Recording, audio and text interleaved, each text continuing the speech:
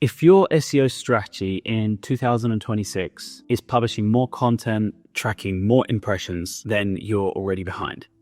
AI didn't kill SEO, bad SEO strategists did.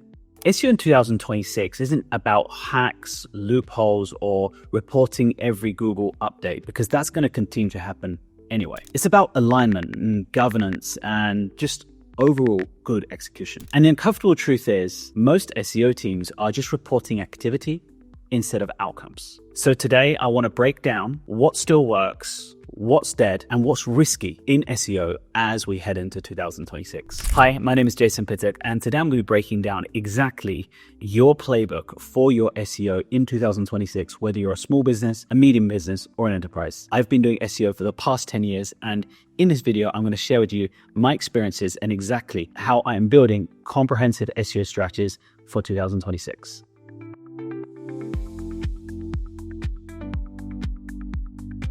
So first of all, SEO must serve the business. SEO only exists because of two things. One, it builds pipeline, or two, it contributes to brand awareness. If your SEO doesn't clearly support either of these two, it's just noise. And there is a lot of it out there.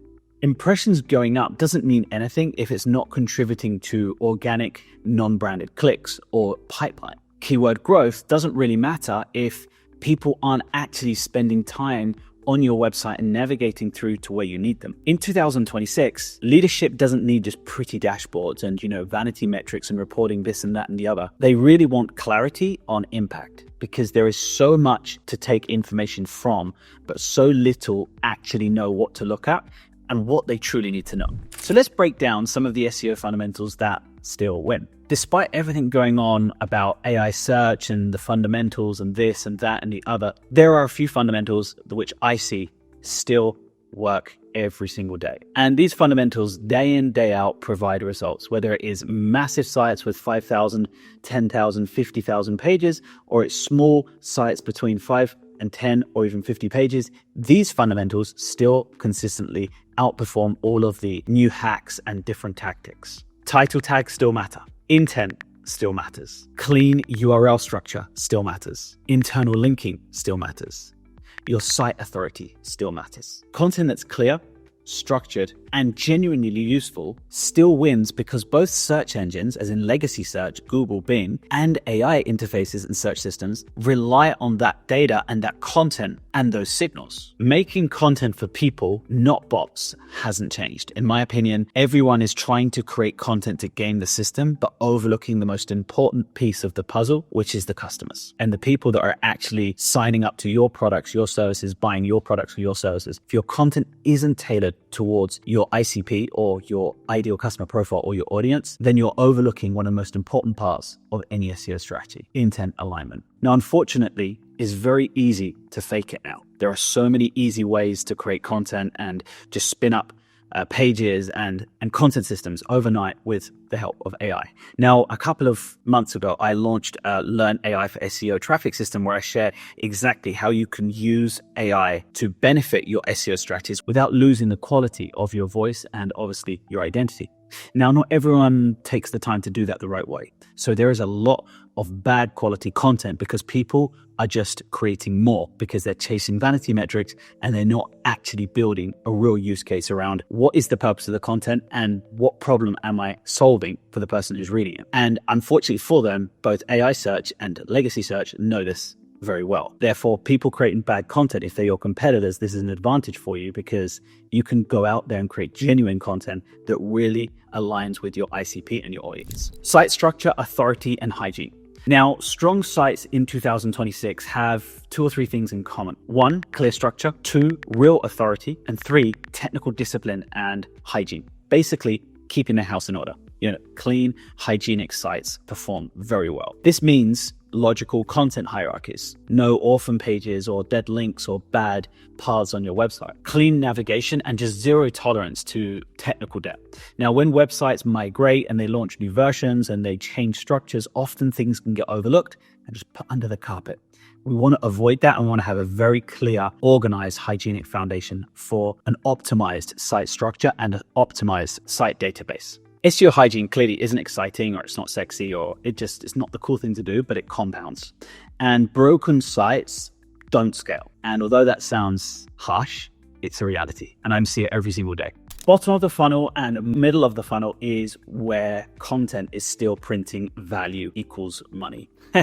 The biggest SEO win in 2026 is transitioning away from fluffy top of the funnel informational activities and tactics and going very granular about middle and bottom of the funnel. And that's coming from a decision-driven content versus an information-driven content strategy. Now, there are examples of how you can optimize your content for this. Think comparisons, use cases, trade-offs, solution-focused pages, market-focused pages, problem-solving focused pages. Your content needs to solve a query, and the longer that query is in a long-tail query, then the easier your content is going to be ranking in the search engines and in the AI search.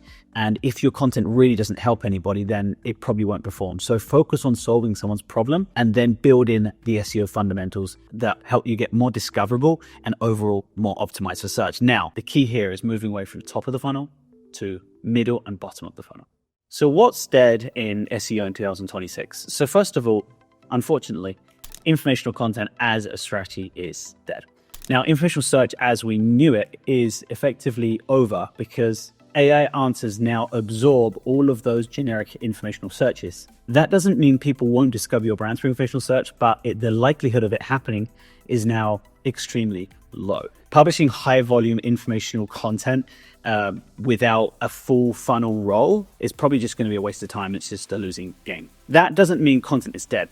Absolutely not. It just means intent matters more than volume. 2 is vanity SEO reporting. That is completely dead. Just chasing bad reporting dashboards and, without context or business strategy is just over. Blending branded and non-branded traffic, it makes the numbers look very good or very bad and often can skew reports. So separating your branded from a non-branded clicks to your website is really, really important. So if your reports make stakeholders feel good, that doesn't always mean they make good decisions. You're actively probably hurting your SEO program. So getting your SEO reporting right is absolutely key. And lastly, more content as a growth plan or an SEO strategy. This doesn't work.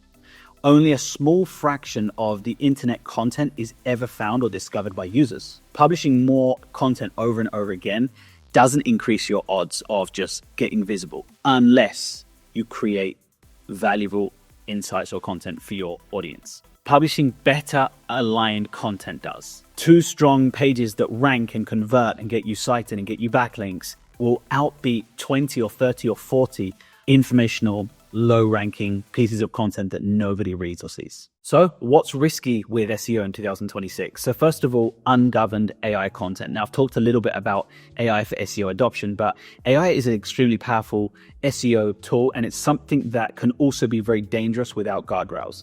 So AI should help with research, structure, scale, some processes, some level of automation, but it shouldn't be involved in judgment or in building a strategy or anything that is going to define, you might say, how we approach our audience or our target market based on all of our industry knowledge. AI, at this stage of AI, won't be able to deliver that at the level you need it. So move away from AI doing the creative work and push AI towards processes that can be scaled.